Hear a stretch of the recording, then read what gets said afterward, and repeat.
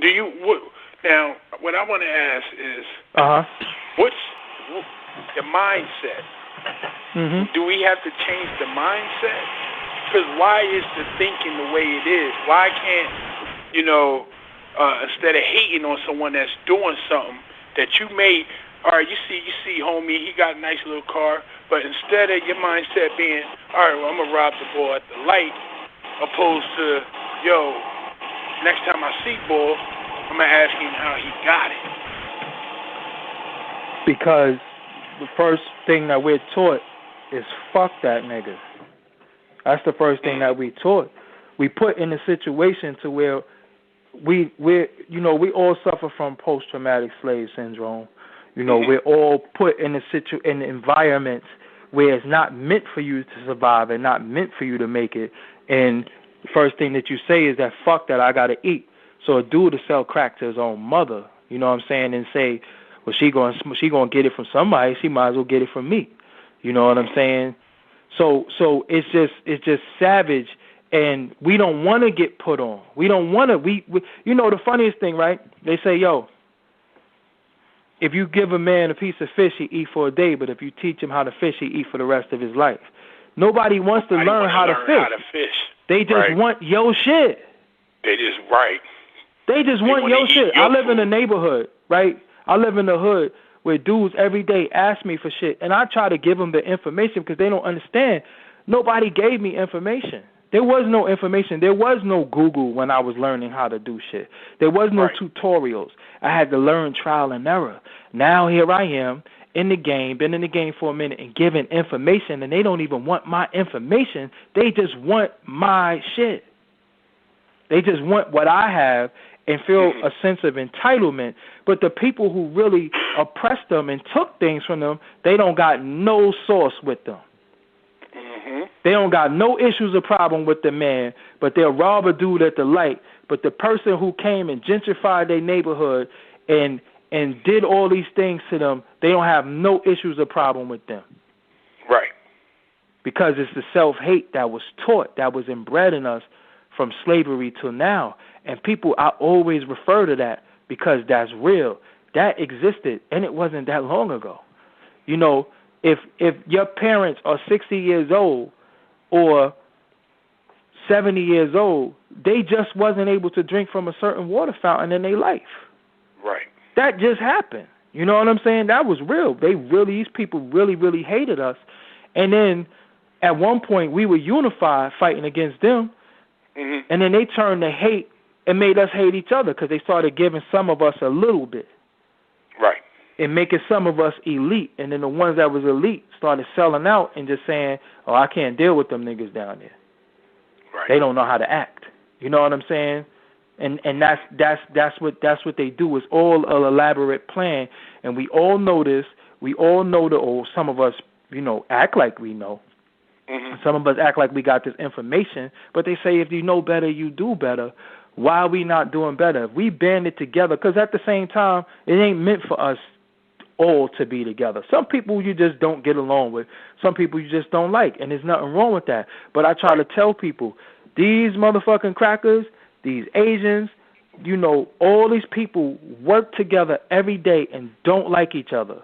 But the one thing that they have in common is they know they want to keep the money and the power out of the black man's hand. So if we could band together and just keep these people oppressed, because if they rise, we all in trouble. So we don't have to like each other. No, you're not coming to my bar mitzvah.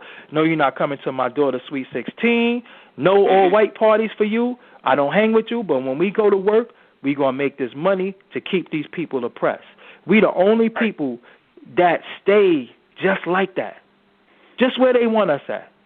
Yeah. Look at battle rap. Dudes go to the venue and fight and know that there's no more venues. Yeah. No, there's no more venues. You got a black-owned league, but you're going to go there and fight and have a certain temperature like a little boy. You know what I'm saying? But you claim to be a grown-ass man, but you like a little boy, and you go in there and you want to fight. Majority of battle rappers are little boys. They just came off the court, battling then they get notoriety. These league owners hand feed them battles. They hand feed them money. That's little boy shit. They have no incentive of business. The only thing that they do that's business is signing a contract that just say, I'll be there to get my other half of my money. The professionalism, all where that else shit, could you do? all that's out the window. What else can you do for 9 minutes of your life and get $10,000? Rappers are fucking getting $10,000 and have to perform for 45 minutes. Right. You understand what I'm saying? Nothing. Right. You can't even be a lawyer. You can't even be a lawyer and do that, because if you take the 10 this is what I'm saying. You got to go to trial. This is what I'm saying. But this is what I'm saying. It's the mentality of dumb niggas. Nigga is a mentality. You know what I'm saying? It's the way dudes carry themselves, and it's just that everybody want to be street and tough. Yo, I don't want to be in the fucking streets no more. You know why? Because I don't want to go to jail. I don't want to die. Right. You do all this shit and you legitimize yourself to get off the streets. Why are you still trying to be that? It's cool to rap about it. It's cool to say how you will blow a dude eardrum off because it rhymes and all that and it's dope. But why are you trying to live what you don't have to live if you really getting money and you happy? Mm-hmm. So that just shows that a lot of dudes are disgruntled and full of shit. Because they're not happy. Is that exactly? They're not happy. They're not happy. That mentality has forced them to believe that now I have obtained things, but I'm still not respected. You feel what I'm saying? See, people don't know how to respect themselves and just be good. Exactly. Self-respect is everything. Just check it. Just check it at the door. These guys do records of violence, and then they blog of violence. So the blog we take for face value because you're not singing in that. You're not rhyming in that. You're really saying, yeah, I'm like that. Me and little Scooty Doo Bop and all them. We on the block right now. I got fucking gun right now. I'm taking that the same way we have a conversation at face value.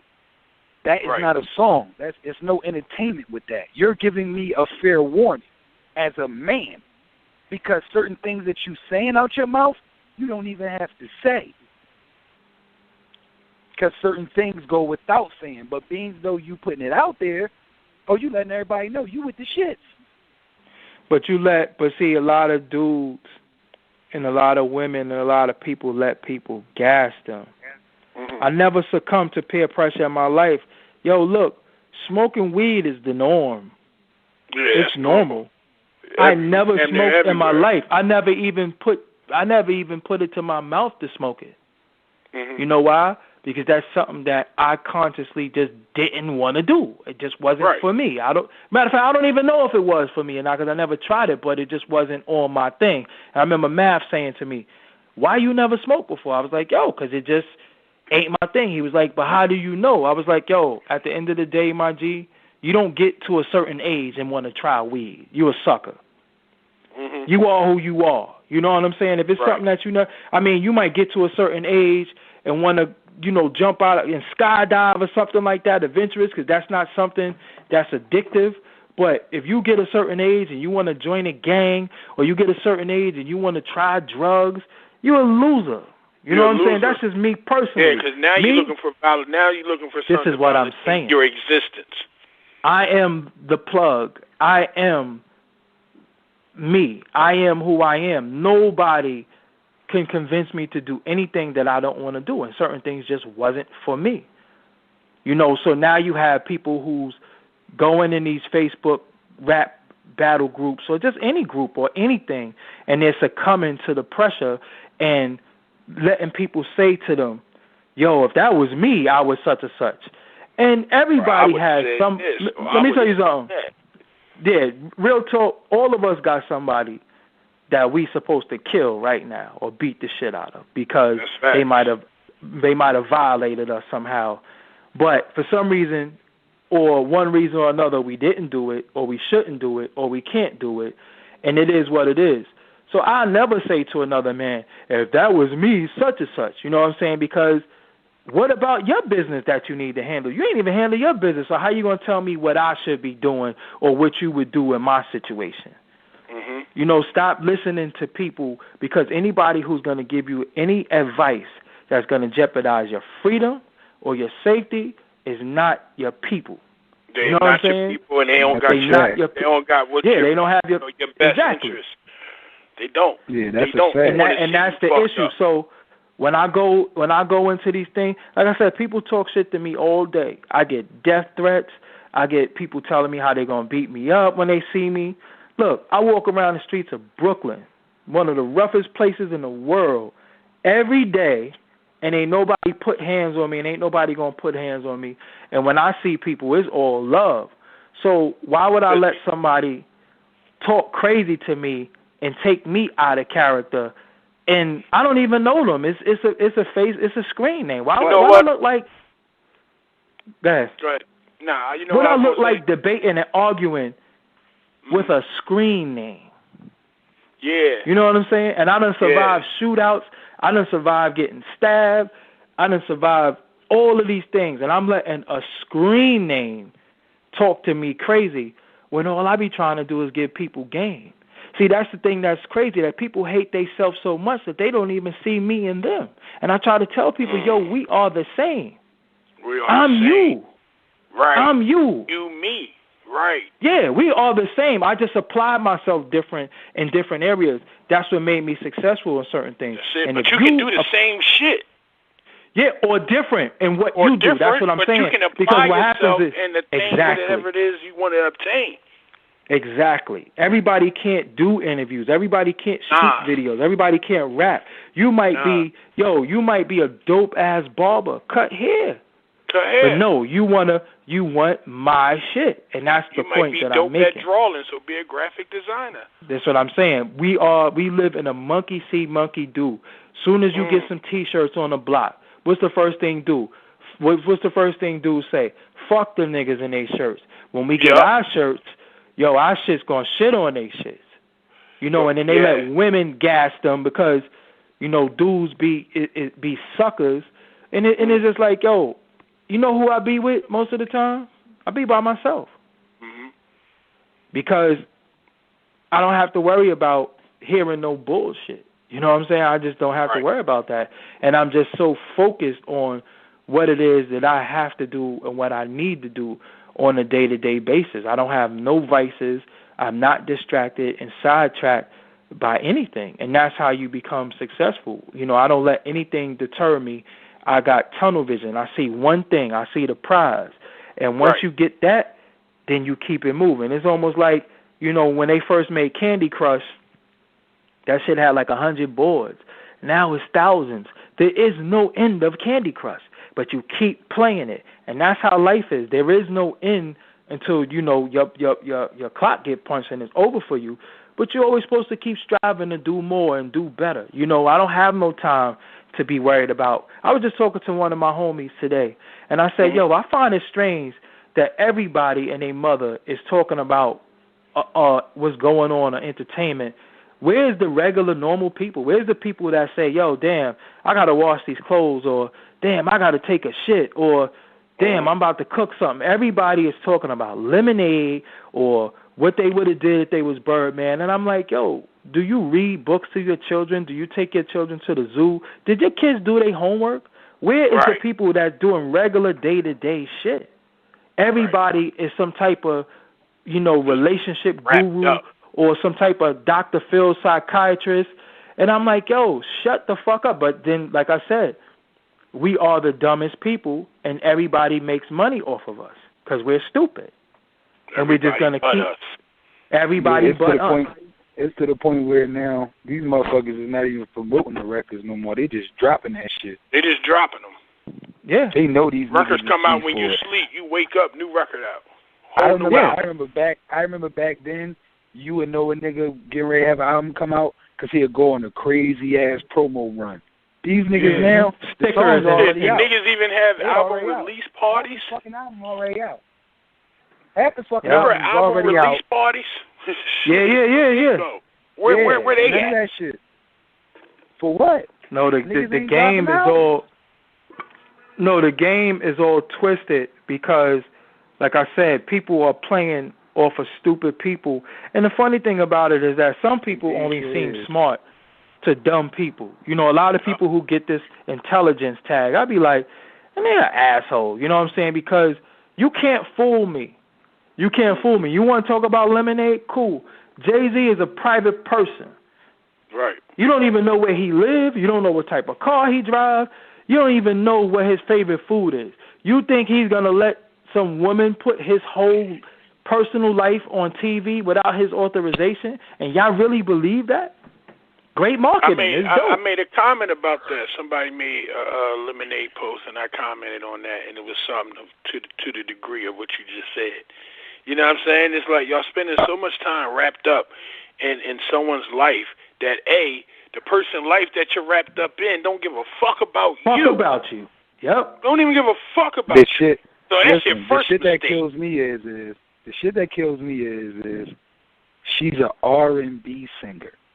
96% of the R&B singers don't even write their own records. Y'all went crazy over Irreplaceable, and Neo was in the corner laughing at you bitches. And when he got the award for it, y'all was salty. Right. So even if she did write it, it's R&B. R&B is about singing about relationships and love and sex and all that. So why are you wrapped up in it?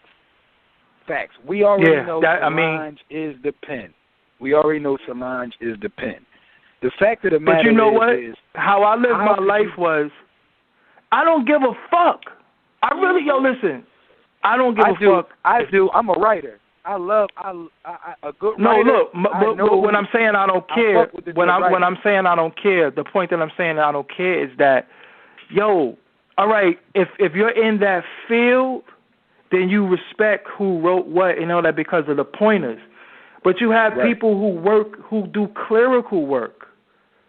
Is your fucking papers filed? Did you do your job today? Why are you worried about shit? Like, the things that people care about, it doesn't pertain to your life. That's the point I'm making. They sitting over there with a dirty-ass resident because they on the radio worrying this about... is in your sink. You know what I'm saying? Your daughter hair ain't done. Right. Or your son don't need a haircut, and these are the things that you worry about. I said, you got dudes fronting. The cars is clicking. They doing all this crazy madness, and as soon as they die, they want to put a GoFundMe for people to bury them. You know what I'm saying? Yeah. Did you go get your Social Security, my G? Is your license working? Do you have your birth certificate? That is things that you should be worried about. I was in here yesterday just going on. That's what I'm saying. Yesterday, I was just in the crib just paying all my bills. Just like, I got to pay all these bills because some of my bills come at the end of the month. I was like, let me just knock out all these bills. That's all I really care about. I don't give a fuck about what's going on the internet and none of that shit. These bills are got to get paid. And guess what? In another 25 days, they be right back. Right. Exactly. You know what I'm saying? They be right back. You got to do the same shit over. It's a continuous all over process. Again. So that's what it's about in life. It's about progression.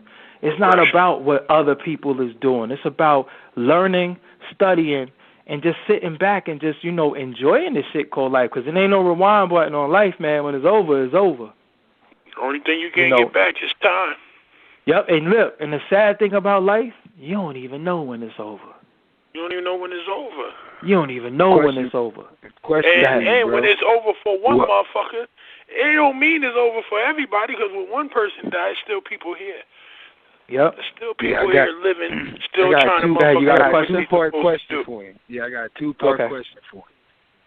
What's your favorite interview you did, and what's the interview that you didn't get a chance to do yet? Well, my favorite will always be Max B interview. Because of the reasons that I stated earlier.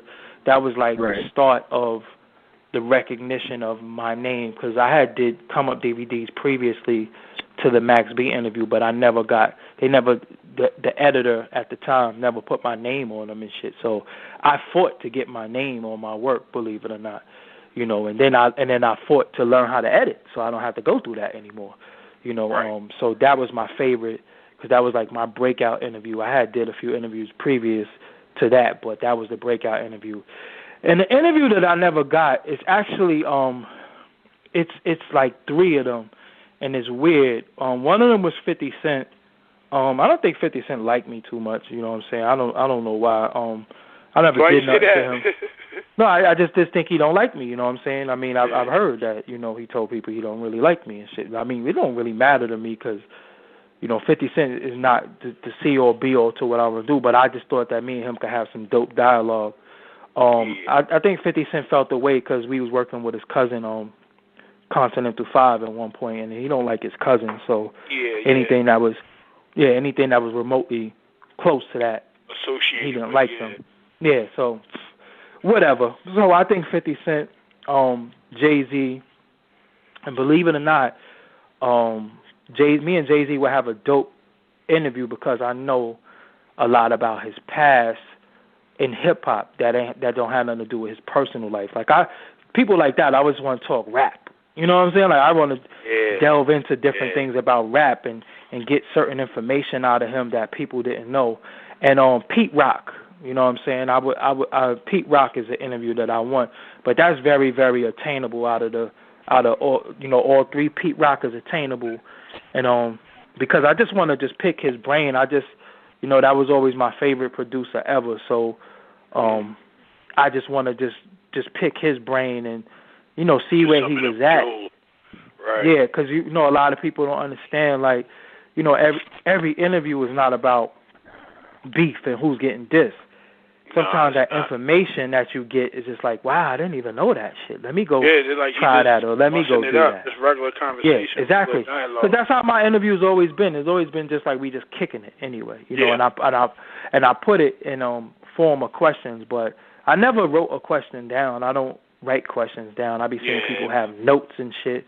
I don't do all that because sometimes you can ask somebody a question and they catch an attitude, and then, you know, the energy is awkward. Now. The energy is awkward. You know what I'm saying? So I just let people flow. You know what I mean? I just let them flow. You know what I'm saying? Right.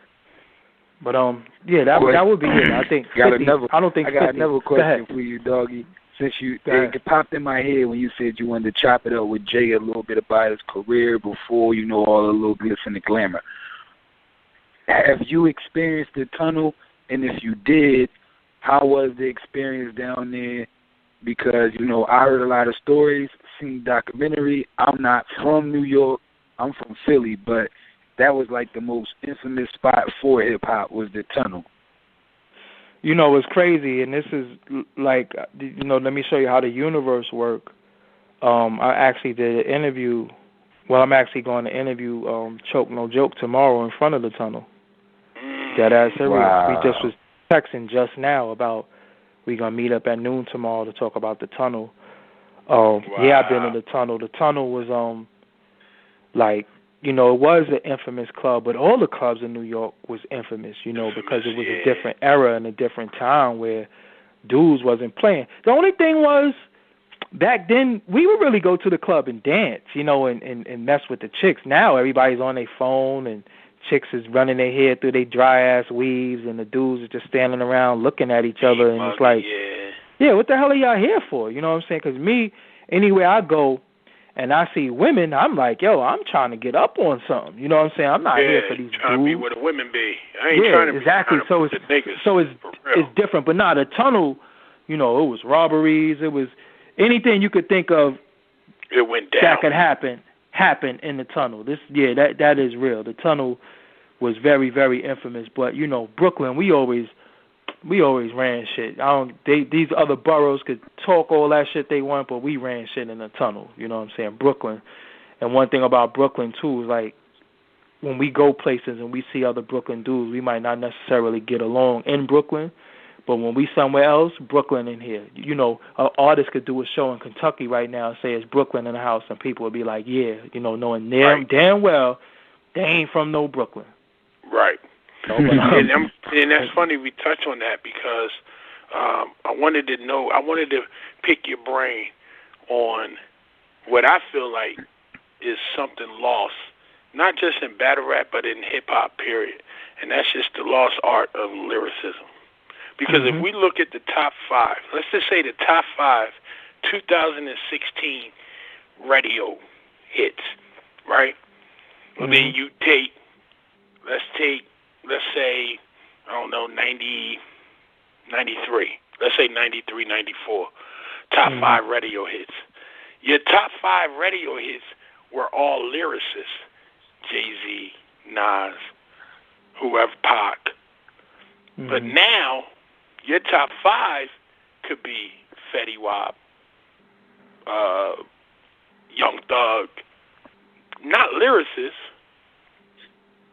So to me, that art is lost because at one time, the niggas that was really selling, the artists that was selling or having their music being played a lot was the lyricists.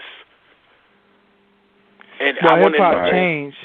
Yeah, hip-hop changed because there's more money in it now, though. So the lyricists don't even matter. I mean, listen, man, once Drake was able to not write his rhymes and nobody cared, that threw the lyricists out the window anyway, because this dude is actually making songs and dissing people and didn't write it, and people don't care.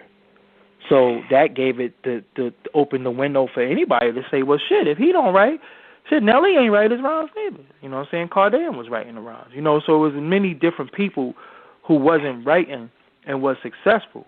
And then you have people that's like a Nas, Jay-Z, you know, Tupac, Big, that was busting their brain trying to come up with these dope rhymes. And if you look at some of the most lyrical albums, they might have had good songs, but they wasn't big selling albums. Illmatic wasn't a big seller. Neither was Reasonable Doubt. You know, and these are some of the most lyrical albums of all time. But a nigga come out and say, underlay, underlay, mommy, E-I, E-I, uh-oh, and everybody loved that shit. You know what I'm saying? You know, and that's where it became, because corporations, once corporate America bought into hip-hop, then it didn't matter, because it was all about how could this make money. You know, and then you got dumb people who's, you know, these young dudes are junkies now, so they don't even have no time to listen to lyrics. It's all about a jingle. It's all about destructive behavior.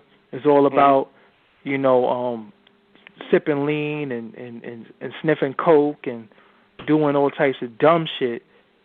And that's what it's all about. And I mean, you still have some lyricists, like Meek Mill is a lyricist. You still have people that's lyricists, but, you know, they don't get respect because people don't have time to sit down and think. Like, people are really fucking dumb. Yeah. You know, and I think they only got the attention span for 140 characters. Yeah, you got, and look, in the 90s, we had, you know, the 5% Nation, you know, played a big part in hip-hop. So you had to have knowledge yourself to a certain extent to understand some of these lyrics. You know, and then like in the late 90s, you know, everybody was reading the Dr. York scrolls and the Dr. York books, you know what I'm saying? So you had to have some type of education. So that some of the things that Prodigy was saying, and Killer Priest was saying, and even some of the members of the Wu-Tang was saying, you had to have some type of knowledge to understand that. But then when the new millennium hit and everything that was supposed to take place as far as the New World Order, and nobody got microchipped and nobody got put in concentration camps, they started saying, well, these niggas is full of shit, man. I'm just going to have fun, you know what I'm saying? I just want to get high. So then they started creating all these synthetic drugs and these mind-altering drugs to keep all the youth drugged, you know, and high and stupid while they really do the real shit to us. And everybody just became walking around like walkers from The Walking Dead, high and drunk all day. Because you got to think, people get high all fucking day. Like, they don't have no job or don't have to go to school. You know what I'm saying? I remember when I drank, I never had a job, but I would be doing music, but I wouldn't never drink and do music because I used to think that, you know, my mind was like impaired. So I would wait till I did my beats or did my songs or whatever the case may be. Then I would, on a playback, I'd, you know, take a little taste and all that. Now dudes is going into the studio high and drunk and thinking it's dope. So that's why the music is coming out like that. That's why, that's why people can mumble and do shit because it don't matter because I'm fucked up anyway. As long as it's a good beat, it doesn't matter. So who gives a fuck what he's saying? 9 times out of 10, the people that's listening to it is fucked up. So exactly. So when you got a dude that could just say, now when I sing Whip, and when I sing Superman, and when I sing it, it doesn't matter anymore. You know what I'm saying? It doesn't matter anymore. But it does matter to me because I'm not stupid. Yeah, it matters to me. It definitely matters. So I never heard one Young Thug song in my life. Never. I don't even know what song he made. I don't listen to. Matter of fact, Future got one song I like, and it's called Chosen One. That's like my favorite song that he made. You know what I'm saying? But I don't listen to Future. I don't listen to any music that I feel is going to lower my frequency, you know, because I can't come down. I can't come down off this cloud. But don't get me wrong. I'm not in the crib with no fucking dictionary listening to cannabis either. You know what I'm saying? It does have to. It, you know, it's a time and a place for everything. Yeah. You know, but when I'm on my time, I'm not listening to certain shit. But when I'm on somebody else's time, like you out and about, you in the lounge or you in the club and certain things come on and the beat is catchy and the chicks is moving and I see titties bouncing and ass shaking, Future is the shit tonight. You know what I'm saying? Because I'm going to do what's going on, but that don't mean that I'm going to internalize it when I leave. You know what I'm saying? I'm going to just be, you know, do what's going on. Yeah, but when I'm on my time, no, I'm doing what I know. You know what I'm saying? Because, you know, if you listen to the radio, or even like when people playing music in the crib, it's always a party. You know, like all the radio DJs is auditioning to be in the club. I'm like, yo, damn.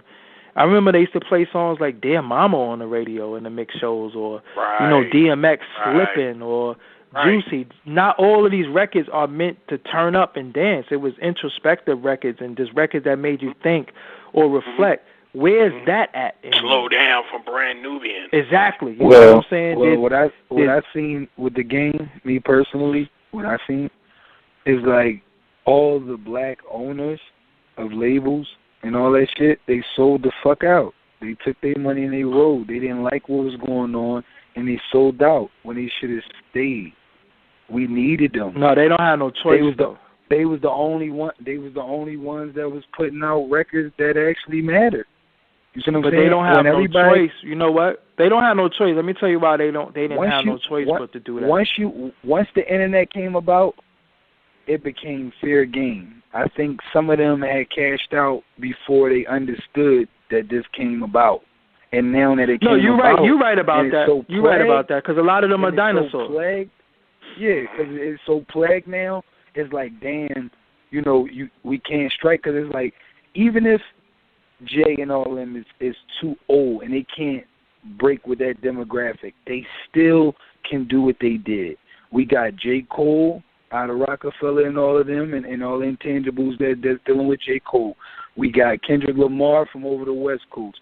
We got Big Crip down in the South. We got a few of them. We need more.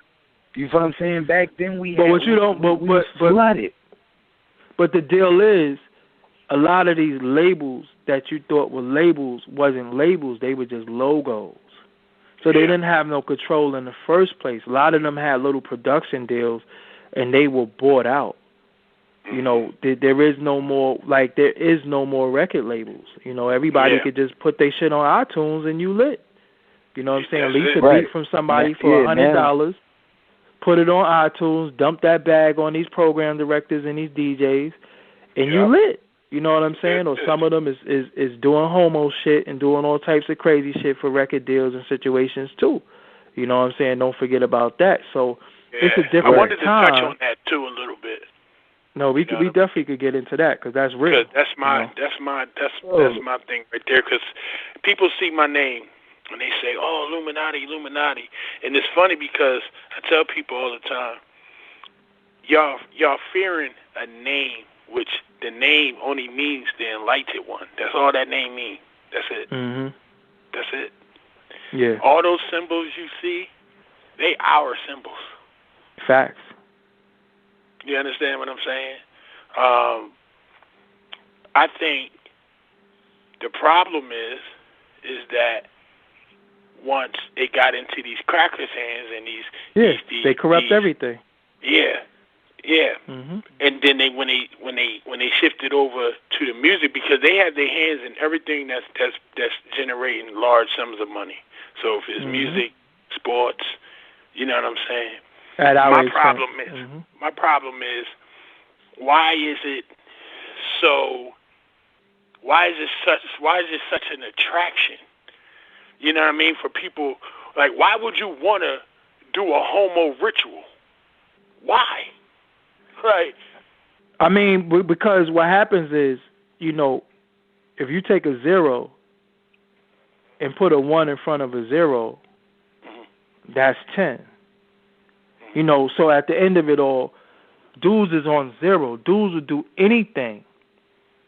And look what it takes. Like a dude give up his ass for a chain, for a fucking pair of sneakers, just to hang around people, you know. And I used to always say this on Instagram and Twitter: stop bragging about having nothing.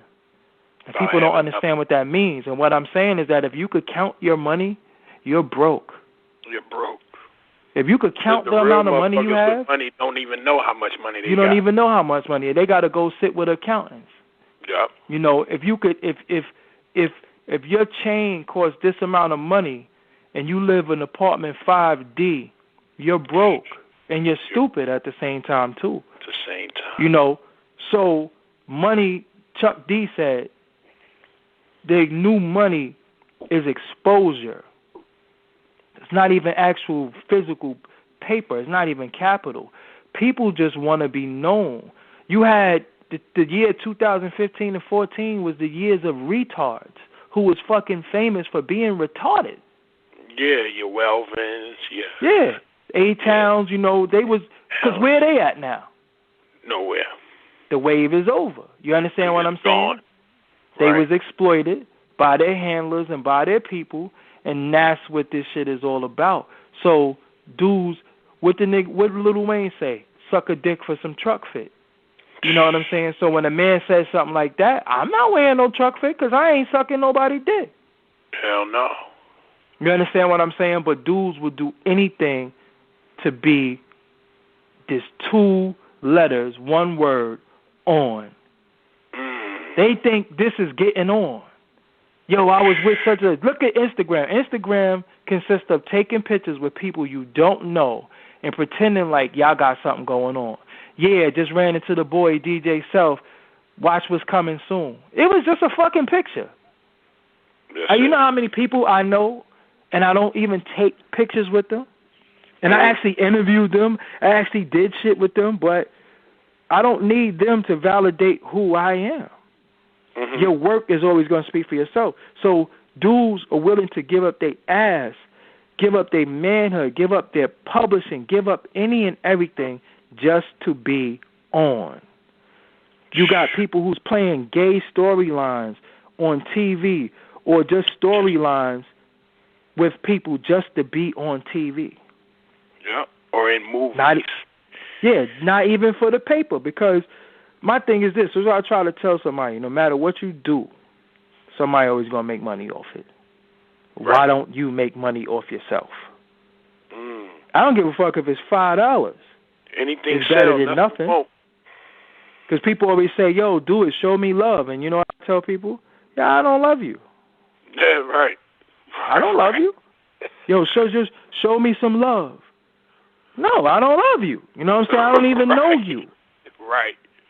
You know, this is business. And once, look, these fucking corporations be playing with billies.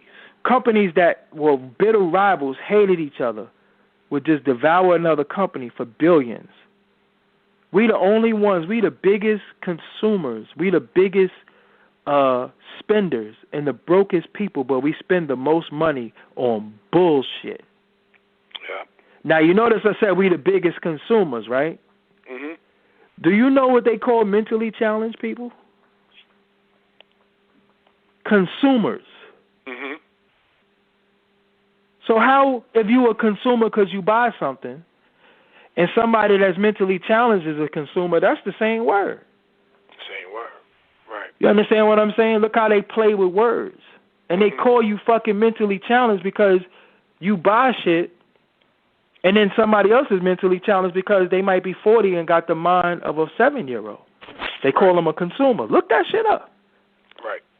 So if we buying shit and we spending all our money and they calling us consumers, they really calling us mentally challenged. It's stupid. Yeah. Yeah. And we just keep doing it, and we know better. You got dudes tucking their sweater in their fucking pants to show their belt. Yeah, that shit. I don't get it. I don't get it. It's just weird. And now we in the day and age where your belt buckle matter now. Because listen, we are stupid. And then when you talk like how I talk, oh, he's just mad, angry, and bitter. And I'm like, what the fuck I gotta be bitter about? Well, whatever. You know what? Because at the end of the day, if you're a black man in America and you've seen all the atrocities that happen to us for hundreds and thousands of years, and you're not angry and you're not mad, and you are out of your fucking mind. But that don't mean I'm mad at you, my brother, and my sister. I'm mad at the people who put us in this situation. Right. You know what I'm saying? I don't walk down the street and walk outside and say, fuck all these niggas in this park, or fuck no.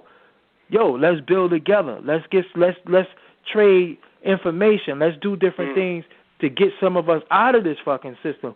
That's why, I didn't know homie hit me today and said, yo, could you get on the show tonight? I was like, sure. I got shit to do. I got shit to do. I'm redesigning my site.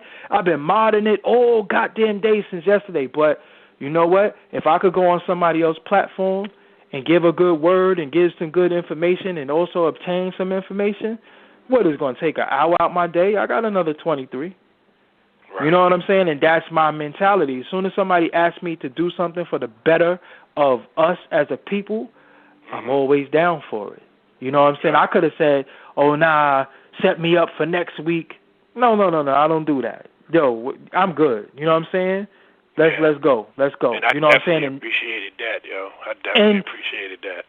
And that's the realest you could ever be. You always got to be the change that you want to see, because you got a lot of people who talk this positive shit, but they don't walk it. You know what I'm saying? I don't have to talk. That's a fucking fact. My proof is in the pudding. You know what I'm saying? I didn't know who. All I seen was somebody named Illuminati hit me up. Yo, could you be on a radio show? Sure. When? All right, tonight. All right, cool. What time?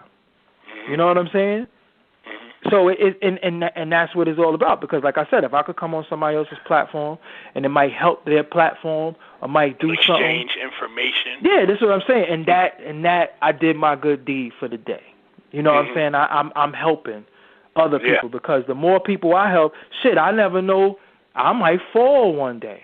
I might fall off. You know, life is up and down. You never know when you're going to fall off, too. We all fall off. We all fall. But it's how you get back up. It's how you know you what I'm saying? But if I was good to people and I did right by a lot of people, people say, yo, you know what? Aren't going to mind helping you up. Exactly. You know what I'm saying? So I don't have an ounce of arrogance in me. And some people say you need to be a little bit more away, but I say, nah, you can only just be who you are.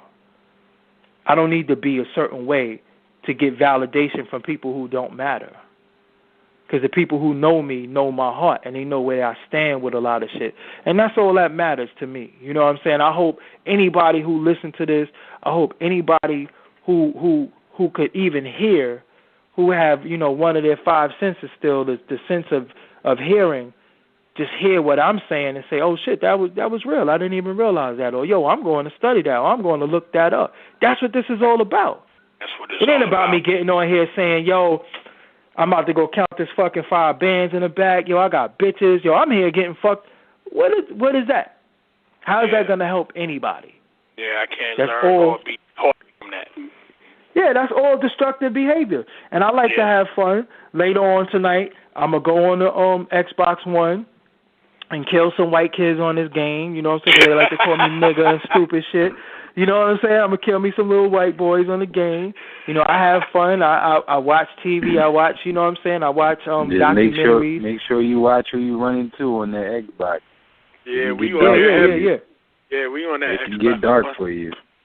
Oh, yeah. No, I'm on there. I'm on there. I'm playing the Division right now.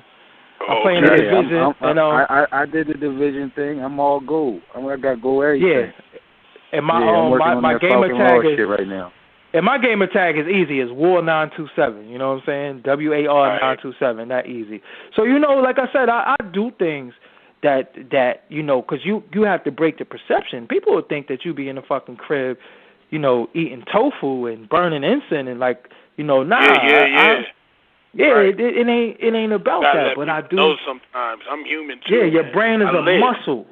Yeah, your brain is a muscle. That's all you gotta exercise that muscle. You just gotta exercise. You know what I'm saying? You gotta like exercise how niggas that muscle. exercise and get on diesel, where your brain can grow the same way. Yep. And some of them be diesel dummies. Just the other day. You know what I'm saying? Facts. Just the other day, we was on social media on the good side of it, and everybody was tweeting out, yo, y'all niggas ain't see Hidden Colors yet.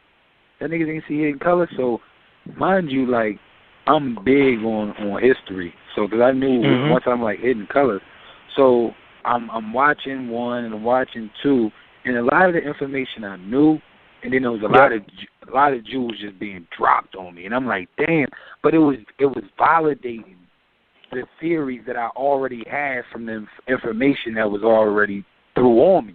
You know what I'm saying? Because at first, I was very intrigued on self-education, but Dr. Umar Johnson and Professor Griff really just made me go OD. You see what I'm saying? Because it became not just knowledge, but now I got to get my history, because now I'm literate. I can take it all in now. So now it's time to go into the history. The history that we have is just so shadowy. Yeah, it wasn't taught at all. Not even an ounce of that shit. You know what I'm saying? You know what's funny about history, right? With the thing about history, because I interview Umar, because I interview all of them on my channel too. You know what I'm saying? I just don't interview fucking rappers. And I got a brother, Polite just called me the other day too, like, yo, put that interview. I got a dope interview with Brother Polite. For real. Word. Yeah, and Red Pill and Blue Pill, like Red I said, Pill, I've Blue known Pill, them. Definitely. And A.A. Rashid, I just did a dope interview with him the other night. Me and him go back to the sandbox. But the thing with history, this is what I want people to know. They want to know, what does history have to do with anything? Well, history is your biggest teacher for your present and your future, right? Now, what black people are supposed to take from our history, right, is realize that you survived some of the most biggest atrocities in the world, and it's supposed to give you some type of esteem for yourself, right? Everybody wasn't a king and queen, so let's just stop saying that. Some people, everybody wasn't a king and queen, but you wasn't poorly treated also, and you're supposed to know that your lifeline, your being didn't start with slavery. It's a time before slavery.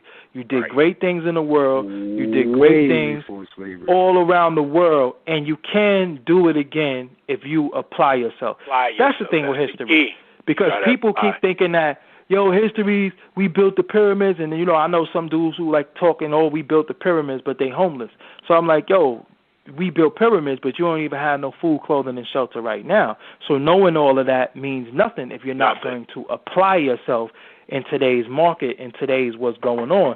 And sometimes you have to do things for survival, as long as it's not taking away your manhood or, demeaning you, then it's cool, because taking a job at McDonald's has nothing to do with your manhood. Getting fucked in your ass, that's your manhood. That's your manhood. Learn the difference between, because, if minimum wage is $15 now, you good bread. Right. You understand what I'm saying? You good bread. But everybody is always worried about what somebody thinks of them and the perception of them that somebody else has of them. I don't give a fuck what nobody think about me. And that mentality is what carried me in life, because we all know our flaws, but you're not going to magnify my flaws to deflect from yours. You know what I'm saying? And that's what people be doing. But at the same time, though, we got to go back just a second for him, though, because mind you, you are a brother with the information. You know what I'm saying? We are three brothers that know where we need to go when we need to fill up the tank. These youngins don't know who they are. That's why they're going to die. Don't know where they are but that's why they're going to die, though. Yeah, no that's doubt. why they're going to die. No doubt. That's just why they're going to die. And some of them, they dying rapidly. And unfortunately, this is what I'm saying. And unfortunately, some of them just got to die. You said that earlier, too. I'm dead ass serious. Some of them just got to die because some of them can't be saved. The only way you can be saved is if you want to be saved. I don't care if you're an alcoholic. You have to admit you're alcoholic. If you're a crackhead, you have to admit you're a crackhead. If you want to go into some type of religion, you have to get saved. You have to go in there and take an oath to Jesus Christ. I don't know nothing about that, but that's what I think you have to do because I never did it before. But if you have a problem and you are a menace to society, you have to say to yourself, yo, I'm out here getting it fucked up. I want to change. I don't want to live like this. I don't want to die out here. I need help. And somebody is going to help you. But if you out here living reckless and you out here being destructive and you out here fucking it up for the ones that's trying to get help, then you got to go.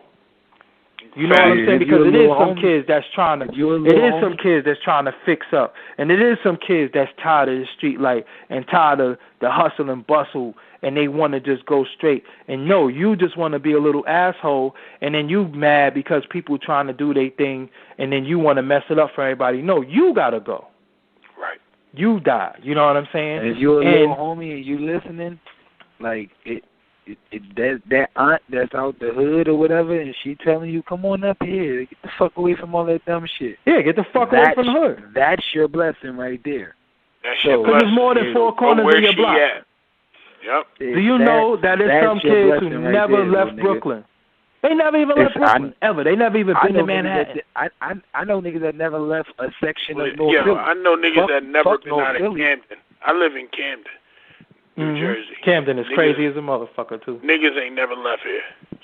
I know niggas that don't even leave a certain section. I'm talking about 4 blocks by 4 block radius, nigga. Exactly. That's what I said. They don't know the 4 corners of their block. McDonald's at the corner.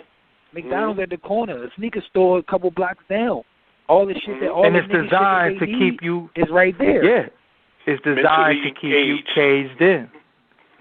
And look, and what I'm saying is that once you acquire and you obtain certain knowledge and you know these things, you stop apply perpetuating the bullshit and apply yourself in different ways. Because once you know better, you're supposed to do better. And once you see certain things, you can't unsee it. That's what makes you a damn fool. You know what I'm saying? Look, I was out here. It was nobody worse than us in Brooklyn. You know what I'm saying? Watch when I do a documentary. You're going to see a lot of shit we was out here doing because we was just young, wild dudes. But, see, we would rob the Chinese man, right? But we would rob him for the food. We literally was hungry. We ate the damn food. Right. We didn't rob him for the sake of robbing him or robbing him for money to go downtown to get belts and sneakers and shit. No, we didn't even want the money. We wanted the food. The actual food, right. Because we were hungry. You know what I mean? So once I read the autobiography of Malcolm X, and I was like, wow, shit is different. You know what I'm saying?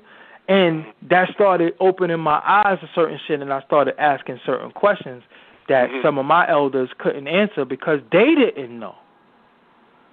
So then I say, hold up, man, this shit bigger. It's a bigger world than what's going on in the hood.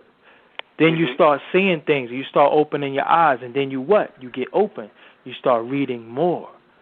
And then you start reading different books. You start reading They Came Before Columbus, and, by Ivan Van Sertima. You start reading different books, from Niggas to Guards by Akil. You start reading Message to the Black Man by the Honorable Elijah Muhammad. You start reading things. All the war, all that shit. And then now you open. Now you open because you like, yo. And the first thing you do is when you get a little bit of knowledge, you want to spread it. You want to talk. And then you realize, man, all y'all niggas is stupid because y'all ain't listening. So now you start changing your circle. You start changing your friends. You start changing, because y'all just want to wild out, and I'm tired of this wild out shit. They just killed such and such just died behind this same shit. I'm not trying to get jammed up out here. Well, then slowly but surely see your life starting to change. Because exactly. Little do we know, the autobiography of Malcolm X is all of our fucking lives. Exactly. He did everything. He did everything. Exactly. Everything. Yo, you know what's crazy? Think of doing as a man, he done it. He changed his life. You know what's crazy? You know what's crazy is that a lot of little dudes listen to dumb rappers. Yep. Rappers that's pushing you to die. When a dude say YOLO, you only live once, that's coming from somebody who's, was on Degrassi and always had a sheltered life. He ain't never had to struggle a day in his life. When Rick Ross when he say, I started from the bottom, no, you didn't. Yeah. So when the dude say, I'm selling dope off the iPhone, he's gonna get y'all killed. When a dude say I ran off on a plug twice, he's gonna get y'all killed. And this is what you idolize. What did Slick Rick say? Hey, little kids, don't follow these dopes. You know what I'm saying? That's what he told you. When he did some shit, he made a song and said, I shouldn't have done it. You understand what I'm saying? Now these rappers are telling kids to be dumb, to drink dirty Sprite, to do all these things. Right. Promethazine, or they got half the mixtape saying how they got more money than them, and if you broke, you ain't shit. And then you go check your pockets, like, hold the fuck up. Is he talking about me? Yes, sir. He's talking about you. But people, right? Your favorite Promethazine and codeine, everybody who drank that shit died. Niggas died. You're gonna die. You're going to die. Nobody has beat that yet. And half the rappers who tell you that they drunk and high all the time, they not drunk and high. I'm telling you that firsthand because I know they don't drink and smoke, but it's a market. They told you that. They admitted that. Yo, it's a market for that. They asked Future, do you sit? No, I don't, but it's a market for it. And I'm just playing to the market. When you deal with the market, that's dealing with what? Corporate America. That's dealing with money, capital. This is a capitalist society at your expense. So they're getting you high and they're getting you drunk. Jeezy told everybody to trap or die, but he showed pictures of his son going to college. Right. How about that? Niggas ain't pay no attention to that, though. This is what I'm saying, but you falling victim to the same shit over and over at your expense. We out here dying trying to perpetuate an image that these pussy niggas don't even live. And these niggas don't even live shit this that David Banner had said this shit, man. I seen this shit and it was crazy because I always believe this shit. The same niggas, the same niggas that they glorify would turn around and look at the nigga that's sitting right next to that nigga, building the studio up, busting his ass, going to the motherfucking joint. Same way, every way, everybody get it. Normal guy. You wouldn't even listen to that nigga music. Yep. Won't even listen to his shit. And this nigga done fed you on motherfucking July 4th and everything, gave you a burger and all that shit. You wouldn't even listen to this shit. Won't give it the time of day. Listen, you got rappers who got all these dudes around them, and all the dudes around them is fucked up and broke. Yep. It's called a money team, right? He's not a rapper, but he carries himself. It's called a money. Who the fuck else got money but Floyd? Just Floyd. Nobody. So how is it a money team? It's not a team. But just to be, like I said, exposure is the new money. If he does something, if you take a picture with him for your gram, or he shouts you out on his gram, you get what? Followers. But what are they following? What are you selling? What do you have to offer to gain capital to feed yourself and to feed your family? Absolutely fucking nothing. I had a dickhead interviewer. I'm not even going to give him no light because when I see him, I might just punch him in his jaw just for GP. Tell somebody not to do an interview with me because I don't have no Instagram followers. I'm like, is he serious? Like, that is the reason why you shouldn't do an interview with me? First of all, you work for somebody. You were underling to somebody, and you're not even going to be around. You know what I'm saying? But that's what everything is based off of, Instagram following. When I got over 30 million views on YouTube under my brand and my name. But this is what we are up against when we dealing with shit. And you know what sadly is? Sadly, it's our people. Yeah, it is. Because let a cracker come. You see some of the crackers, they got 1 million subscribers on their YouTube. Facts. Yeah, they love numbers. They love numbers. They love crackers. Yeah, no, exactly, because that's all they play is the numbers game. That's and then when they get these numbers, they poke their chest out and say, well, I run this shit because I got the numbers to back it up. And then they go get more deals and situations. But instead of dudes subscribing to my YouTube, you know what they'll say? Fuck that nigga, because like he looks just like me. Prime example. We all be on Xbox and all that. You know them little kids on Call of Duty and all that shit. They take that shit super serious, super competitive. And you a nigga every time they let them little motherfuckers gotta do some footage for their YouTube channel. Oh, they dual commentary and all that shit with them little niggas. Oh, yo, you want to link up and do a joint? Because they know how to build. They know how to market and shit. They mothers and fathers is like, look, we going to be competitive on the game, but when it's time to get this bread, we going to get this bread. Young boy cashed out at 16. Yeah. Almost clocking in at $700,000. Another little nigga just hit 21. He's a millionaire. Off of playing video games in YouTube. Yo, you know what's crazy? And having his culture, which is gaming, support him. And he did the same thing. But look, I try to create platforms for us, you know, with Forbes DVD, giving information. You know, I got Dr. Umar Johnson videos up there. So when people but people act like they only seen it when he was on the Breakfast Club. I'm like, yo, I put videos like this up 10 years ago, and you seen it, but you just don't want to acknowledge it because it's me, and you just like, fuck that nigga for whatever reason. You know why? Because I'm just like you. But when these fucking cracker website owners, they don't have to do nothing pertaining to our community. They don't have to put up nothing. They don't have to put up nothing dealing with the St. Louis riots.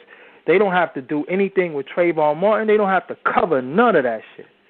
Right. They don't have to cover none of that shit. But me as a black man, I'm expected to cover all that because all the real shit going on. Why are you talking about this rap shit? What about such and such? And they hold me accountable and responsible for everything because I'm black. But the crackers don't even have to do nothing. But then they say, why do you love the devil? Because he gives you nothing. Nothing.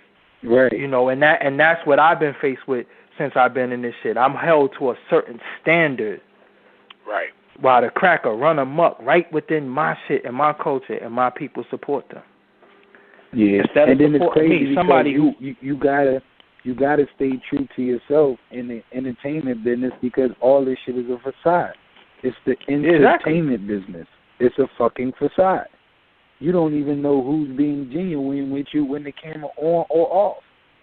The sad shit with us, you meeting this nigga through the entertainment business. But look though, the sad shit with us is God forbid one of us make it. Motherfuckers hate Ghostface, right? Mhm. Because he old and played out, but they love Action Bronson. That shit just fucks my head up all the time. Think how crazy that is. That's beyond crazy. It don't fuck my head up because I understand that times has changed. You see what I'm saying? But if Action was to come out his mouth and wouldn't acknowledge Ghostface and give him that, then it's a fucking problem. See, it's which okay. He already shitted on Ghostface.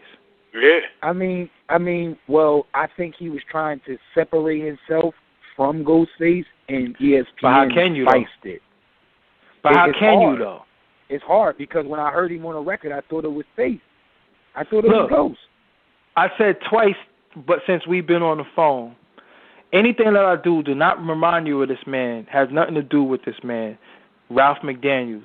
But I said his name multiple times. You know why? Because I know that he was one of the biggest influences on what I'm doing. You can't tell in my work, right, but that's just the reality of it. It don't hurt nothing to give somebody props when they deserve it. Right. Facts. But when it comes to the crackers, they want to act like they the inventors of everything. Yeah. They've been doing this since the beginning of time, man. The Gods of Egypt. They made a movie called The Gods of Egypt with them in it. Cat Williams told us the best, man. They don't discover shit. Not a wild pit bull, not nothing. They just motherfucking take our names out of shit. They not a package and shit. Put their names in shit. Drop and put it back out and package it as what they did. Dr. John Henry Clark said they take our shit, repackage it, and sell it right back to us, and we buy it every time. Look at how. Look at how the fucking it done went from Batman to Batman and Robin to the fucking Dark Knight, and people still go see this shit, and it's still fucking Batman, but he's not Batman no more. He's the Dark Knight now. Right. And Superman's not even Superman no more. He's the Man of Steel. Oh, now he's back Superman again. Right. But he was the Man of Steel for a little while. Don't leave out, though. Hold up, Diamonds. Don't leave out the fact that they got a whole fucking show called Gotham that they ain't even revealed Batman yet. This is what I'm saying. This is what I'm saying. This is what they do to us, and we keep buying into the shit under the guise of entertainment. It's a DVD. You can even find it on YouTube by the Irritated Genie called Fighting the Poltergeist. And it shows you what entertainment was created for. Entertainment was created to fucking clown us. Yeah. We was the joke. Entertainment I the joke was on us. A comedian said this too. He was ranting on the tri-state. He came over here and did a stand-up. I can't remember his name, but he was snapping like a motherfucker. But some shit he said was dead true. What he said was, it was speaking on Philly. He was like, and y'all motherfuckers, y'all don't really fuck with each other like that. But I took this as general. We buy into so many fictitious characters that we don't even respect our hometown legends after a while. We gave Rocky a fucking statue, and Joe Frazier ain't even got one. Exactly. You know why? And he's a fake. Yeah, because he's a cracker. Because he's Joe Frazier. He's great white hope for them niggas. No, yeah, but then Joe Frazier issue was he became second to Muhammad Ali. He was synonymous. He was the loser to Muhammad Ali. And we were so stupid. Look, we were so stupid. No, he is. He should be. But we were so stupid that corporate America makes you choose. Corporate America, if you drink Pepsi, you can't have a Coke. Right. Every now and again. Oh, you like McDonald's? Me personally, I like Burger King. Oh, you fuck with Nas? Nah, I only like J. Right. This is what I'm saying. Corporate America makes you choose. Right. So, of course, Muhammad Ali was going to be the favorite because he became a humanitarian for fighting against the war and going against that. Meanwhile, Joe Frazier was the one fucking giving Muhammad Ali money so he could live and survive. But that's the story that nobody tells. So at the same time, Joe Frazier is not looked at as a humanitarian, so fuck him. He was just a dumb boxer. You know what I'm saying? And that's how he was betrayed by mainstream America when he was a hero also. You know what I'm saying? Because he didn't fucking have to fight Muhammad Ali. He just didn't have to fight him. They still don't even want to talk too much about Jack Johnson because when Jack Johnson was at the top of his game, was busting ass. He treated them like they wasn't shit because he knew they didn't give a fuck about him. This is the point that I'm making.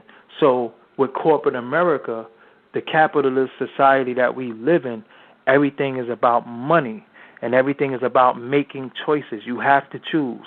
You can't like two of the same type of thing. You drink Sprite? Oh, hell no. Give me a 7-Up.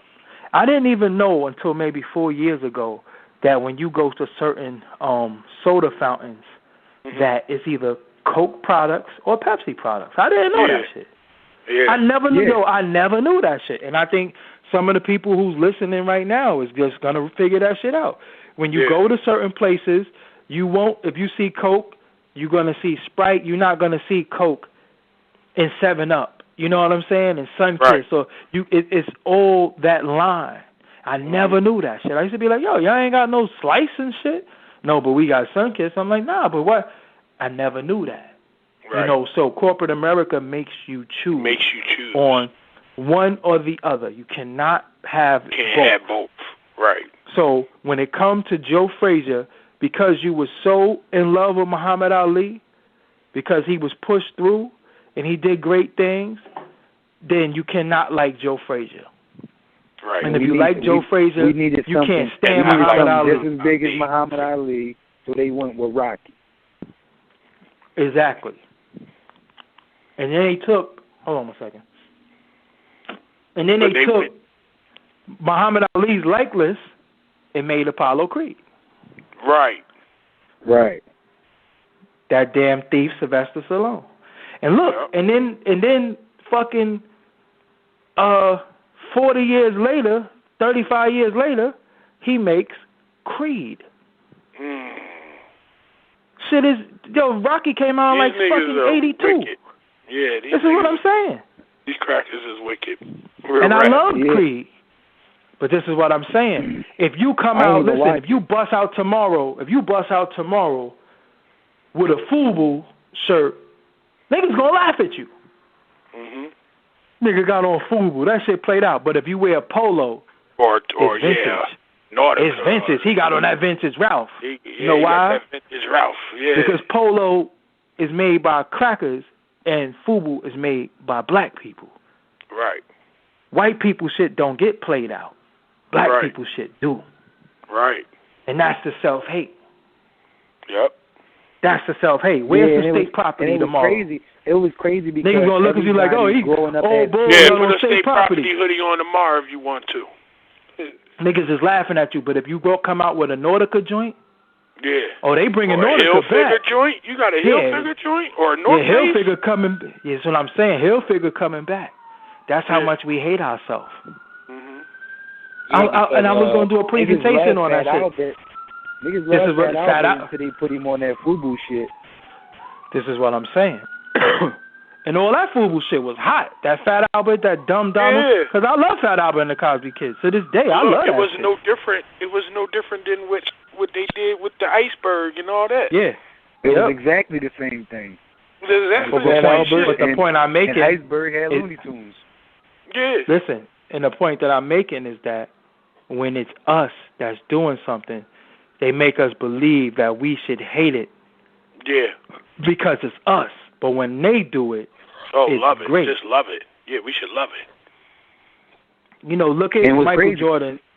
He doesn't even, he doesn't own Jordan. He owns Jordan. He has a part of Jordan brand, but he doesn't. Nike owns Jordan. And he actually puts out the same sneakers like every fucking year, and people still buy them. Yeah. You could wear, if you got on a pair of Converse, this shit is forever. But don't get caught in those Starberries. Right. You wear them Starberries, them shits only $5. Them shits is cheap. Yeah. And Marbury told you, they make these shits in the same factory that they make Jordans in. I live in China. I play ball in China. They got statues of Marbury in China. But when he come to Brooklyn and Coney Island, they try to rob him. They like, fuck him. This is what I'm saying. That's the self-hate that we have for each other. We hate each other. We hate ourselves so fucking much that it take other people to love us, and it take the white man to put us in a certain light for us to try to love ourselves. They teach us and tell us who we should love out of our own people. Right. And that's the saddest shit. And that's crazy. We got to reshape our mind, man. We do, but we don't believe that we all could get it. We be like, oh no, fuck that shit, fucked up out here. Oh yeah, he got it, nigga. That nigga lucky. That nigga ain't lucky. Yeah, but you know what? Though? He just applied himself. We all could get it, but we all need to stop trying to get it the same way everybody else is getting it. Everybody can't rap. Right. Most of these niggas suck. It's just a fact. Everybody can't do beats. Look, everybody can't do beats. Look, remember at one point, right, when I first got into music, because I've been into music since 92. You know what I'm saying? I was a DJ since 90. I was like fucking 13 years old. And I remember when dudes first started trying to rap, dudes would say, I don't do that rap shit. I don't rap. But my man is nice. He nice with it. The dude that used to say that he can't rap, think he can rap now. Right. Yeah. So it became oversaturated. Nobody is pushing anybody to the forefront now. Now you see the artist. Yeah, now you see his man jumping in front of him on the gram, trying to be famous. Like, yo, my nigga, fall back. Let the nigga shine. Yeah. I knew the game was fucked up when I used to talk to, like, people, you know, that quote-unquote was, like, managers and all that bullshit. And they'd be like, all the nice niggas, you know, ain't got no hustle. All these niggas that's whack is out hustling everybody. But then I was looking, and I'm like, he out hustling us with one record? Yeah. One record out hustled us. Nah, nigga, he's just not good at paperwork. And you sent him that bullshit, and he signed it, and you pushed it. Why? Because you making way more money than he ever make off that. He getting a TLC right now. Right. You TLC and shit out there. But you know what though? But that comes from, if you're not educated and you get beat, that goes back to what we said earlier. You gotta read. Gotta read, man. Because I can't read a contract front and back. I can't read a contract, but I know I could read certain shit that look like it don't sound right. Common sense. Common sense. Right. And then I'm gonna go to a lawyer. If you ever want to hide money from a nigga, put it in a book. Yep. So that's the last thing they gonna pick up. You know what? Dudes are so dumb that I could give a dude a contract and give him the lawyer that he should go read the contract with. And it's most of the time, it's the actual lawyer who drew up the contract. And that's illegal. Yeah, but this is what I'm saying. All the time. Dudes be having managers, and their manager be the record label too. So many conflict of interest, but they do that. You think Suge Knight was managing Tupac? Yeah. Yep. And he was signing Death Row. He was his power of attorney. That's worse. This is what I'm saying. But Tupac is looked at what? As an intelligent man and all this shit. Well, guess what? Tupac wasn't that smart. Great rapper. Well, from what we hearing recently, allocated, Tupac was getting treated, and what we mean by treated is like he was free rec when he was in that jail over there, so he was willing to do anything to get the fuck out of there. Exactly. They was doing him dirty. They doing him real dirty. But not only that, he signed a fucking napkin, they said. Yeah. It was a regular white piece of paper that you could snatch out of a fucking 5-subject notebook. It still had the joints in it, the binding joints. And it looked like he just snatched it out of there. It was written out at the top. That's the biggest thing you can see is power of attorney. Then this paragraph in scribble, because you know Pac barely could write. And then you can see that he signed it at the bottom. Him and Suge signed that shit at the bottom. Now, if people don't believe that these forces and corporate niggas can't do what they do, I got family members right now that got big time. I have never got a letter in the mail saying that I can get my cousins out by putting up this amount of money. That boy was doing a 2 to 4 and got out of a fucking state bid with $2 million. And y'all ain't telling me that it ain't something fishy about that? Yeah, not only that, and then that was on appeal, and then they never spoke about the case again, if you think about it. Yeah. Well, because I always wondered, like, yo, did he got to go back to jail? That's when he signed the oath. He inked the deal right there. Yeah, I always wondered. I was like, damn, is he going to have to go back to jail one day? Shit. No, yeah, I have never seen that waiting for in the history. Like, all right, prime example. If that was capable of happening, don't you think motherfucking Al Capone, John Gotti, all our big-time drug dealers was sat in jail? Meat should be out right now. Shit, Mike Tyson. Fat Cat. Right. All them niggas, man. Everybody, Preem, any nigga you thought about in the street, Aaron Jones, Kabani, all them niggas. Right. Because they just cut the check. The streets will cut the check. They Yeah, got the money out here. It was out here. The streets would have cut the check, I'm telling you. Real rat. There's no way in the world niggas pulling state bids back with money.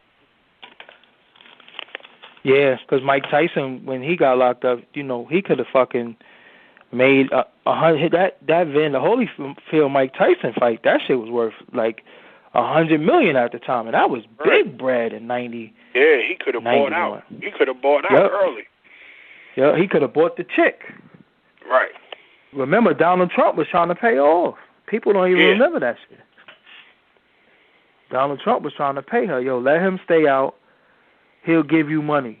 You know what I'm saying? But this is what I'm saying with our people is just that at the end of it all, it's a lot going on in the world. I know sometimes it's a lot to process, but we got to start doing better because we got generations coming up after us. And if you're going to be a fuck up, don't fuck it up for them. You know what I'm saying? Because they're not going to survive. They're not going to survive this. Mm-hmm. You know, we survived a lot. You know, because I don't like to look at myself as a victim. I like to look at myself as a survivor. I survived a lot. Mm-hmm. But I do try to give hope for the generations that's coming after us because everybody ain't going to survive. And like I said, some of us... these motherfuckers just got to die. Just got to die, man. Just got to die because you don't care about nothing. You don't want to learn anything. You don't want to, open your ears. You just want to be destructive and harm people who's trying to get out of the life. You know, think about a person who joins a gang. How you going to kill somebody because they want to fucking get out of the life? Now they want to get out and better their shit. They might have picked up some jewels along the way and decide, I want to change my life. I want to get out. Exactly. I don't want to be a Crip no more. I don't want to be a Blood no more. But it's blood in, blood out. You know, all these little slogans and fucking sayings and shit. Yo, let me tell you something. Half of these little dudes, if they go to jail, they going to tell anyway. Anyway. And then it's blood in and blood out. But for you to get out, the nigga's going to shed your blood for you to be out. This is what I'm saying. It's sad, but, I guess slow progress is better than no progress. We making strides. It's not coming fast enough, but we are in a better position than we was. But I'm afraid for the youth, though. You know what I'm saying? Like, I really am. And then, some of us do have youth organizations and we do have youth groups and try to tell and teach the kids alternative things that's going on in the world besides drinking, partying, smoking, having all types of destructive sex and, catching diseases and shit like that because, you got a lot of shit. And like I said, the people that's in positions, it's their job to keep you stupid. They get paid. They get rewarded to keep you fucked up in the game. They don't get rewarded to give you information because the powers that be feel like they can't sell hope. Mm-hmm. They can only sell fuck shit. You know what I'm saying? So that's why there's no conscious rappers. That's why there is nobody on the forefront really trying to tell you something because the corporations is not trying to sell hope. They trying to sell death. If you drink soda, you're going to get diabetes and you're going to be overweight. Like, this is a fact. If you eat McDonald's, the shit is no good for you. So they still trying to sell you shit like that. So you think they're going to sell you something that's going to liberate your spirit and your soul? Hell no. Hell no. That's not even in their motherfucking plans. That's what I'm saying. But we still buying shit that we know is going to kill us. We still do that shit. Still do it. Yeah, because and then people still giving their kids. Even if you decide, people still giving their kids oodles and noodles. That shit costs an arm and a leg. Look, people still giving their kids oodles and noodles. Look at the sodium in oodles and noodles. Your baby got high blood pressure. They didn't even give them a chance to live, and they already fucked up. Their kidneys is already going to be blown out by the time they 10, 11 years old. And you did that because you was too lazy to fucking actually prepare a real meal. So you're giving them quick meals because Love and Hip Hop is coming on and you got to watch your show. So eat this fucking soup. Yeah, Empire. And leave me alone. Or Empire is coming on. Damn. Yeah, Empire on the night. They you understand what I'm saying? So you giving them fucking bullshit food. Episode of that bullshit. Me either. Or you. Don't even, man. I ain't even connect my cable box in a long time. My cable was cut off. I gave my shit back. Or they ordering food from these fucking gooks who don't give a fuck about us, and all they do is fucking take the fucking money and put it back in their communities, and you got to pay all this fucking extra money if you want one extra duck sauce. Right. They selling you this hairy ass chicken. You know what I'm saying? Like this shit. And they drop money.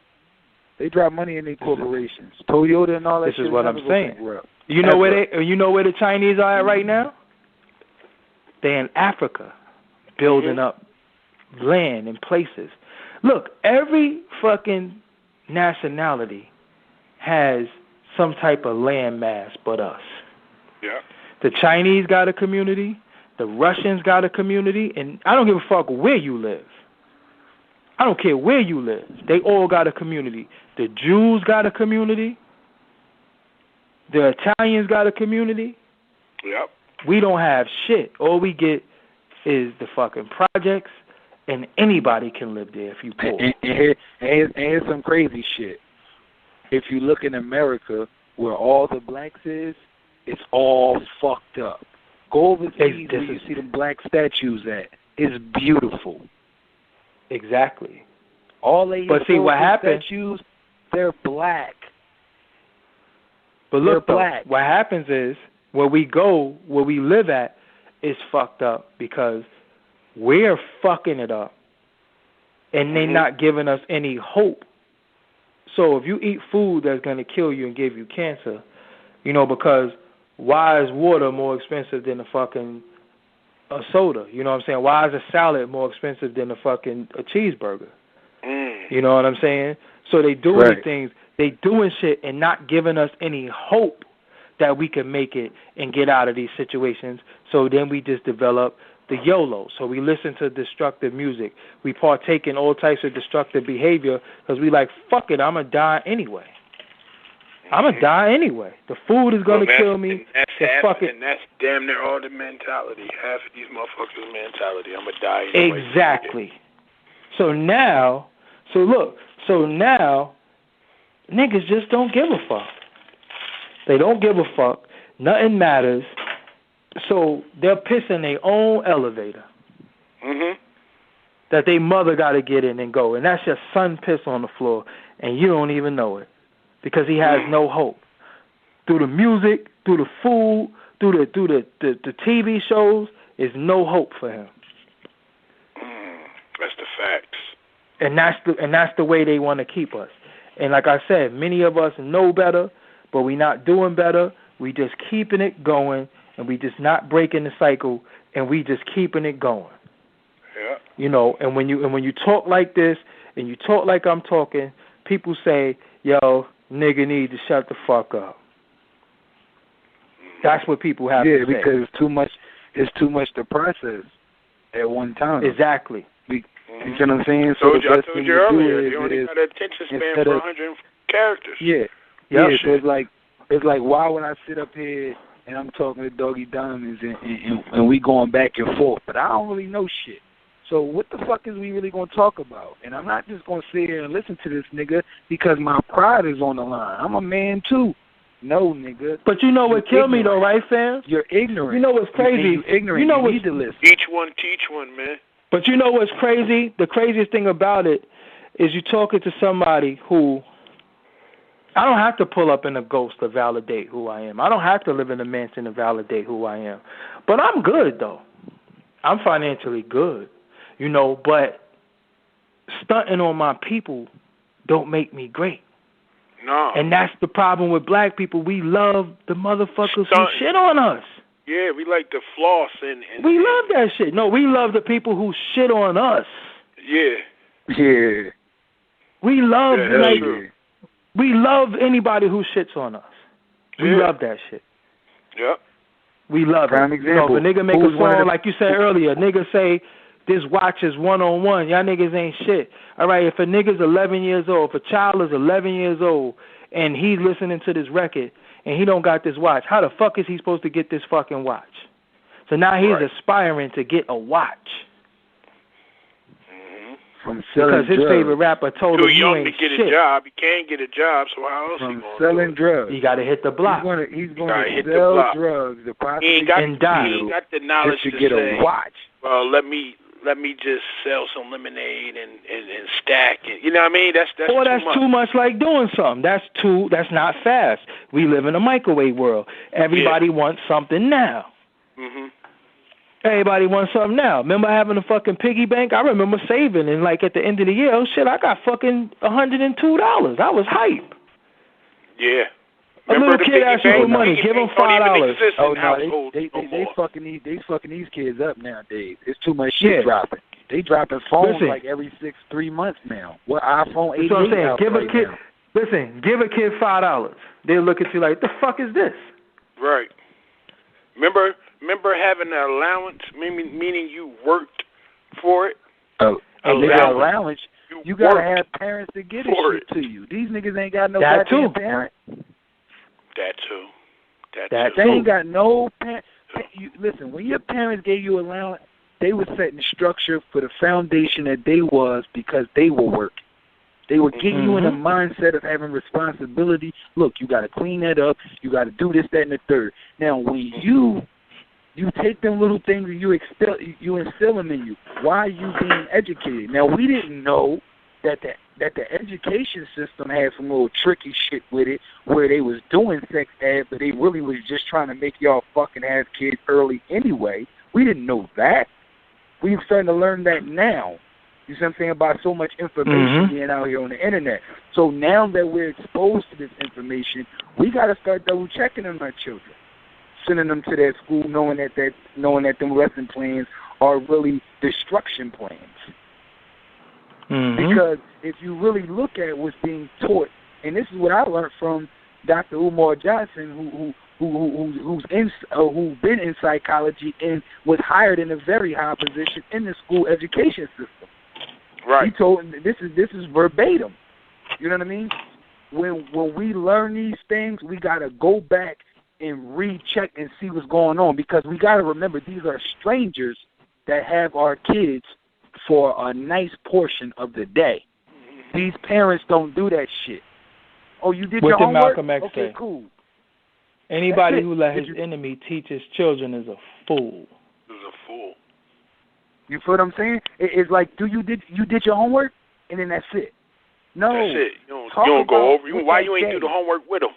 So you know they did it. Engage with your child. Something happened in that classroom. Talk to them. What was you talking to with these peers? Some of these kids, they live in households full of terror, and they come and they put the terror on your kid. You don't know because you only asking about homework. They are engaging with other kids that can put some shit on your kid. I'm trying to tell you. The middle school age is only getting them right. For high school is the first step where they're actually walking to class individually. By then, the damage is already done. They got a group thinking mind. If half the class is fucking around, what do you think your child is going to do? Eventually, he's going to fuck around.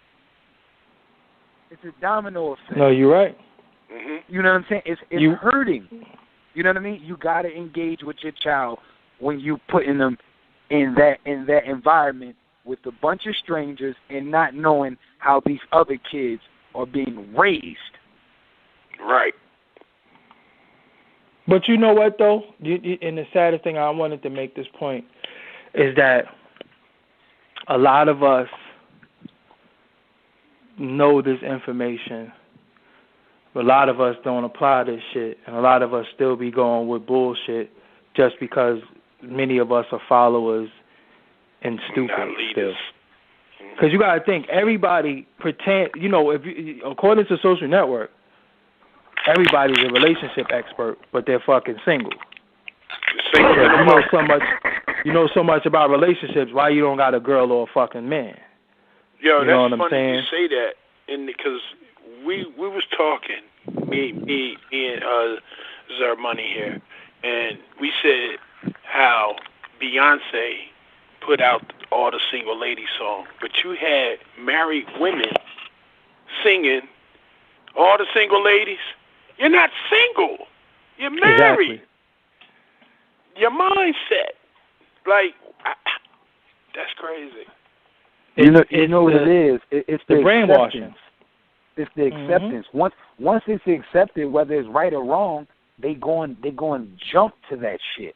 See, you can stand in a room and scream, "It's a fire! It's a fire!" But until one of these dumb motherfuckers get burnt, they gonna look at you like you crazy. Yep. They gotta see Once this internet shit came out, we became lazy because everything has to be a visual. But that's Everybody what it was designed see for. Some shit. But all the I mean, you ever see Terminator Genesis? Mm-hmm.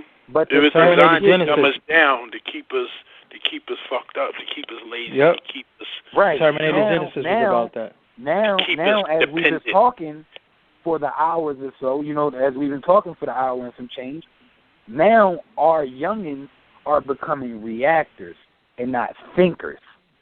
See, when we used to see people do dumb shit, we used to say, "Oh shit," and we'll learn from his mistake.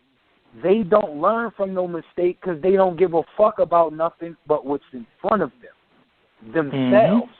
But yet they have no self-preservation. They walk around smelling like shit. They have clothes halfway off. They booty out. They don't even understand where that concept come from. Because if they knew, they'll pull their pants the fuck up. But the whole point about it is the new clitoris when you shit. Poison, real rap. When you poison mind, body, and soul, there is no help. That's what Doggie was talking about. These are the ones that's going to die. Yeah, they just got to die. And they might die for a better purpose for our children. We may not know. You know what I'm saying? This might be the war that our children have to fight, but we have to prepare them because it's a conscious fight. The physical warfare is over. We don't fear no more. They brought down towers on us, and we looked at the shit like it was nothing. They went over there and we're numb. We're numb to all this Islam. shit. They tried to eradicate Islam. We were numb to it. It's psychological now. They're going to play with your brain. They're going to play with the mind. They're doing it through the music. They're doing it through television. Every TV show through the has fucking air, the water. Period. Every TV food show right now has a gay entity in it. Every TV Absolutely show. right. I don't care if it's a cartoon, whatever. It's so bad with these parents and the ignorant mindset that they challenge the sexuality of their kids' cartoons. Nothing can be innocent now. Everything has to be judgmental and dictated.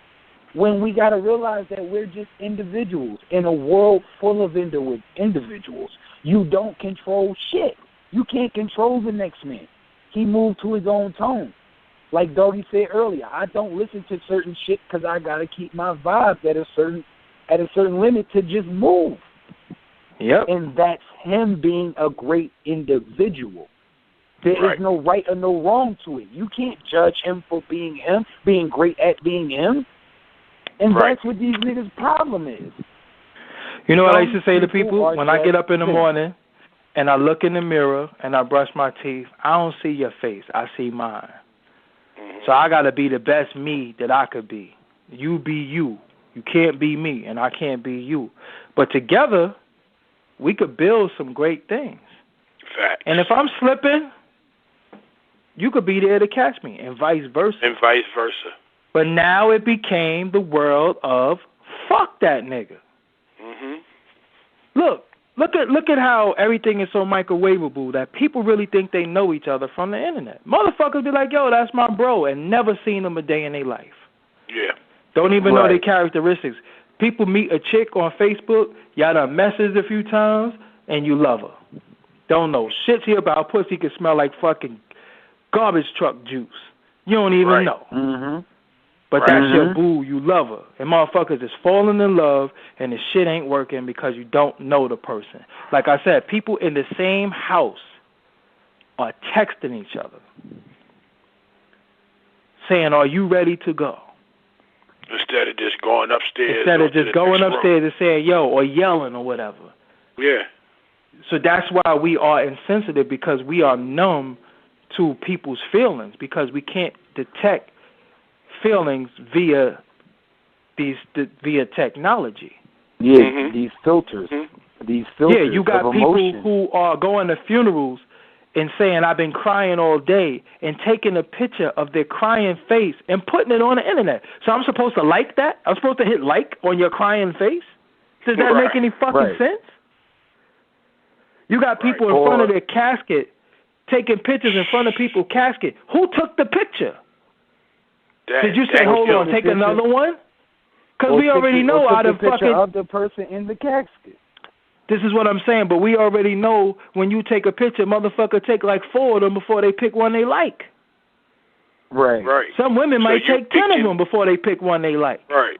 So you taking one in front of the casket, but are we supposed to hit like that you're bent over in front of the casket of your uncle or your mother? Are we supposed to hit like? You understand what I'm saying? This is what people are doing for likes. They're doing stupid shit. Look how weird that shit is. Prime example. Look what they doing for the last 2.5 years since this meme shit been going on. Every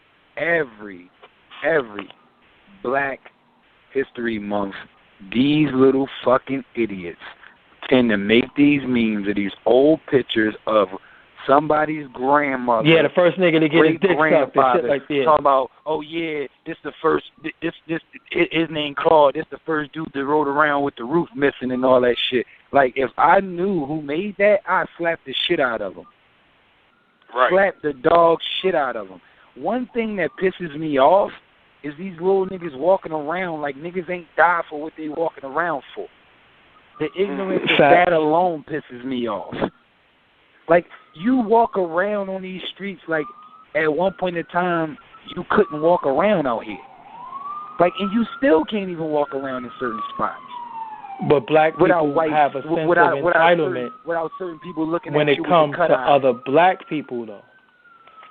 They don't fight the cracker for nothing. We don't fight the cracker for our inheritance. We don't fight the cracker for our reparations. No. We fight other people because he got a new car and material because we was taught. We got to make a fucking song and we got to fucking march everywhere. We don't know shit about affirmative action. Don't know shit about it. First of all, this small little take on history, and it's got nothing to do with race. All the greatest conquerors was killers. Let's get that shit straight. Facts. These niggas didn't talk. They didn't bust it up with you. They didn't march. If they marched to your village, it was to take that shit. Yeah, your ass is grass. The moment that a black leader that I respect rally the brothers and say, we moving on some shit, I'm going to be one of them moving on some shit. But it's a few of them out there that's shaky, baby. I'm going to keep it a style while. The only OG that I respect right now that's up in his 60s and all that is Dick Gregory. Everybody else, to me, I would have to see some more engagement. I met that brother face to face in 2005. In 2005, in a Renaissance Hotel in D.C. before I opened up for Beyonce for her first album. And that brother spoke the same thing that he's speaking to this day. Brother, keep your mind clear and your body healthy. I'm standing there with the comedian Griff and a few other very influential people. And he's not talking about how successful you can be. He's not talking about no business moves. He's talking about keeping your mind clear and your body healthy. Yep. No, that's real. That's it. You know what? That's all we talked about. You know what I mean? I want to, because we held you long, Doggie. Yeah. You know what I'm saying? So I know you got other shit to attend to. You got other businesses to do. You know what I mean? I appreciate you coming on. You know what I mean? Definitely busting it up with us. It was great dialogue. Dope dialogue. Dope dialogue. It was needed dialogue. Dialogue like this is needed. Because we need something to counter what they're taking in every day, what our people's taking in every day. Yep. You know what I mean? And that's what we're trying to get the Wednesday show, because we do Monday, Wednesday, and Friday. And, right. Okay. And I know Blue when he wanted to start the show on Wednesday, I know he really wanted to start getting in depth. So Wednesday this is what we do here on the Wednesday.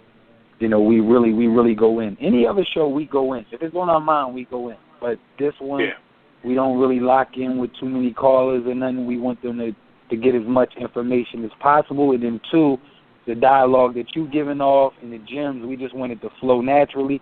We don't want to throw a caller in there and try, and get you to answer there, but at the same time, don't want you to get too far off your point. I think you made some very great, valid points. I think you gave them some information.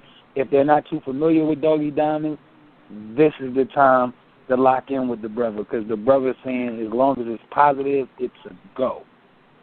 Doggie Diamonds TV, man. You could Google my name, DOGGIE DIAMONDS. I'm all over. I'm on Brother Rich channel. I just did something with Star. I just did something with the Irritated Genie yesterday. Salute to the Irritated Genie. Yeah, definitely. I got, Straight Black Pride is the movement. It's a lot that I'm doing, and I'm not just talking, and I'm actually putting this fucking boot on the concrete out in these streets too. So I definitely see you moving out here, because the people you name, I follow them heavy, so I see you out here. May 22nd, I'm gonna be up. Okay. I'm gonna be up in New York May 22nd. I'm gonna try to link with you if you ain't ripping and running and doing the BI. I know I'm gonna be up there all day.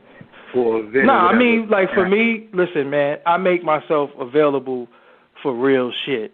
Stupid shit, if you said you wanted to link up and go fucking BBQs, and I'm going to pass on that. But if you want to link up and I'm a build, homebody.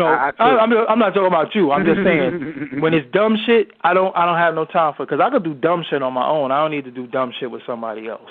You know what I'm saying? So for me, anything to do with nation building, I'm definitely all for it.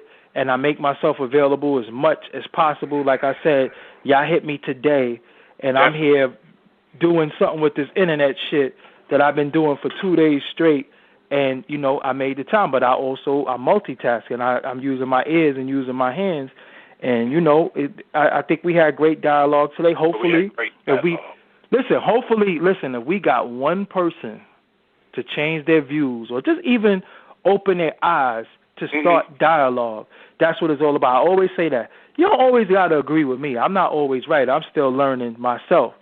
But the dialogue that has to start is the most important thing. The dialogue. And dialogue, we just start talking and asking more questions and observing more.